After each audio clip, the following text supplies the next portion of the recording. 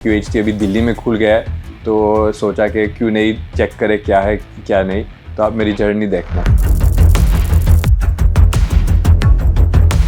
Journey जो है वो इम्पोर्टेंट होता है, लेकिन रिजल्ट्स देखने के मुझको लग रहा है कि इधर डेस्टिनेशन अमेजिंग है लेकिन जर्नी भी उससे ज़्यादा अच्छी है। जो भी अब्रोड से आ रहे हैं 3 डेज़ का टाइम लेके 4 डेज़ का टाइम लेके वीकेंड का टाइम लेके इधर आके ये क्लिनिक कर सकता है। मैंने बहुत रिसर्च जैसे मैंने बताया किया था, तो मैंने टर्की का सोचा था। हाय, मेरा नाम सागर है। मैं 42 ईयर्स ओल्ड हूँ। दिल्ली में वेकेशन के लिए आया यूके से। मैं यूके में डॉक्टर हूँ। इधर आए थे, पहले मैंने QHT क्लिनिक का एडवर्टाइज देखा था लास्ट ईयर और सोचा था कि कभी हेयर ट्रांसप्लांट करूँगा तो इधर ही करूँगा। तो वेकेशन में आए, मुझको मालूम पड़ा QHT अभी दिल्ली में खुल गया है तो सोचा कि क्यों नहीं चेक करें क्या है क्या नहीं। तो आप मेरी जर्नी देखना। मेरी जो हेयर लॉस है वो बहुत कॉमन है। इसको मेल पैटर्न बोल्डनेस बोलते हैं। मेरे डैड को है, मेरे ब्रदर को है, मेरे दादा नाना सबको था। तो अभी तो टेक्नोलॉजी बढ़ गई है और मुझको मालूम है कि ये टेक्नोलॉजी अभी इतनी अच्छी हो गई कि जो आपकी नेचुरल हेयर लाइन है वो अचीव कर सकते हैं। तो इसका थोड़ा रिसर्च किया। मुझको मालूम था कि ये हरिद्वार और हैदराबाद में था, फिर दिल्ली में आ गया। तो जैसे मैंने बताया वेकेशन में आया था तो सोचा कि क्यों नहीं ये ट्राई कर लें। तो जैसे मैंने बताया कि हेयर लॉस जेनेटिक्स भी हो सकता है लेकिन इसका एनवायरमेंटल फैक्टर्स भी होता है। मैं डॉक्टर हूँ, जैसे मैंने आपको बताया, जनरल प्रैक्टिशनर हूँ, फैमिली डॉक्टर बेसिकली।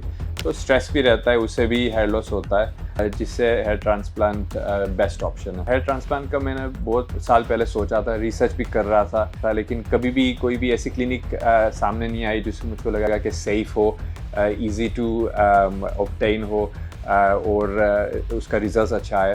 फिर ऐसे ही मेरे फ़ोन में एक रील आई थी और एडवर्टाइज आया था जिसको मैंने देखा और सोचा कि कभी भी मैं फ्यूचर में करूँ तो QHT क्लिनिक में भी मैं करूँगा। मैंने बहुत रिसर्च जैसे मैंने बताया किया था, तो मैंने टर्की का सोचा था लेकिन रिव्यू थोड़े अच्छे थे, बहुत बुरे थे।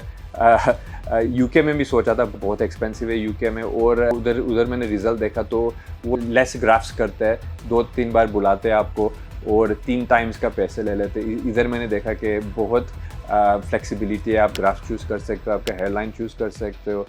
इसका प्री केयर भी अमेजिंग था। जैसे मैंने व्हाट्सएप किया तो स्ट्रेट वे रिप्लाई आया, वीडियो कंसल्टेशन हुआ, वेबिनार मैंने ज्वाइन किया, उसमें भी मुझको ज़्यादा कॉन्फिडेंस आ गया कि ये अच्छी जगह है।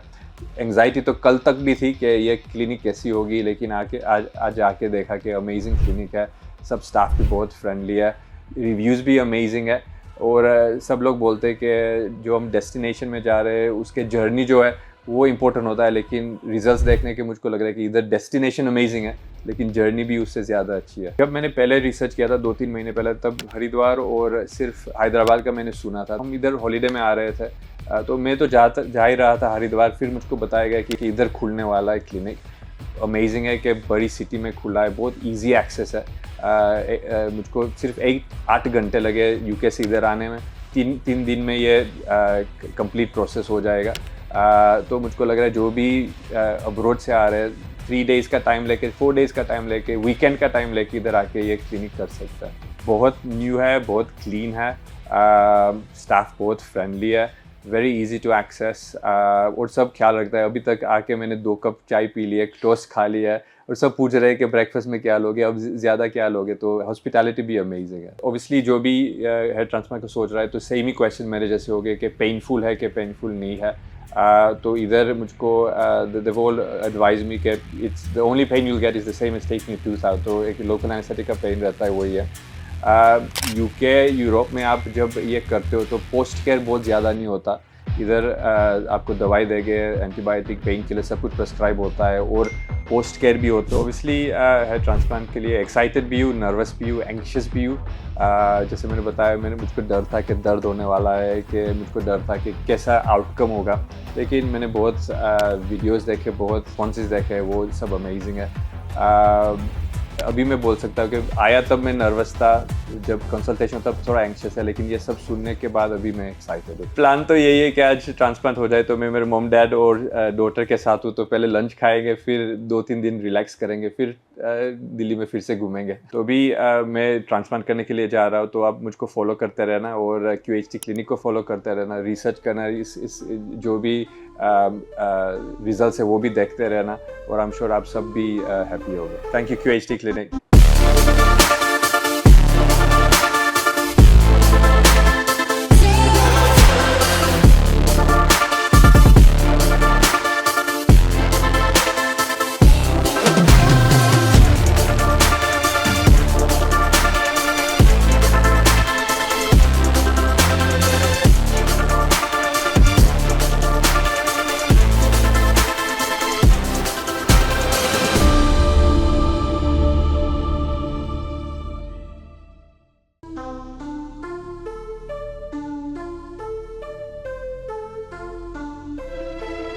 Dr. Sagar here again.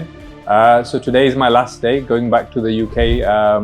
As I said earlier कि हम इधर घूमने आए थे और फिर सोचा था कि QHT क्लिनिक से हेयर ट्रांसप्लांट करा ले, तो वो भी करा लिया।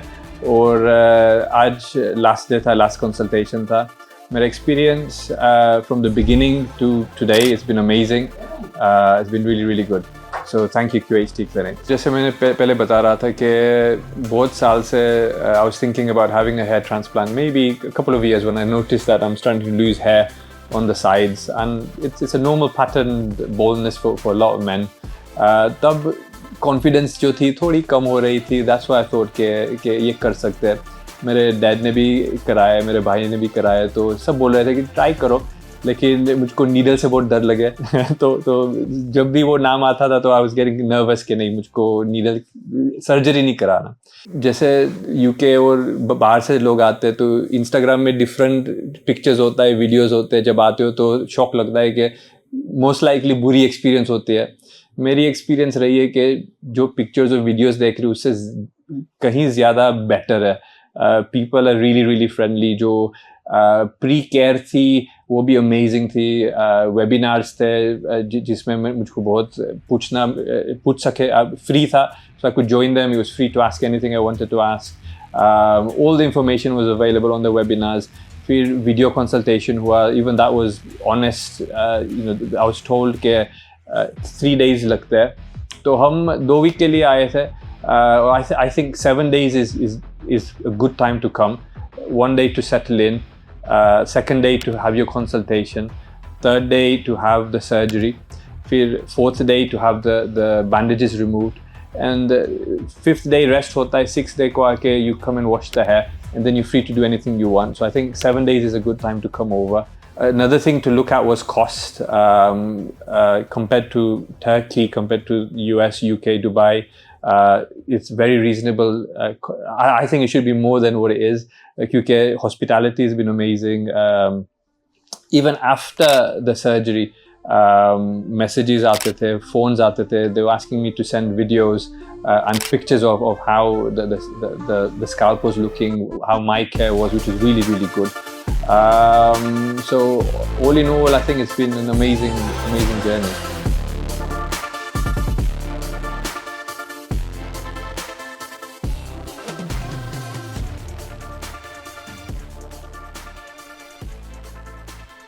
Hello friends, if you have not subscribed to our channel yet, please like this video, share and subscribe to our channel, and don't forget to hit the bell icon so that you will get update on every video.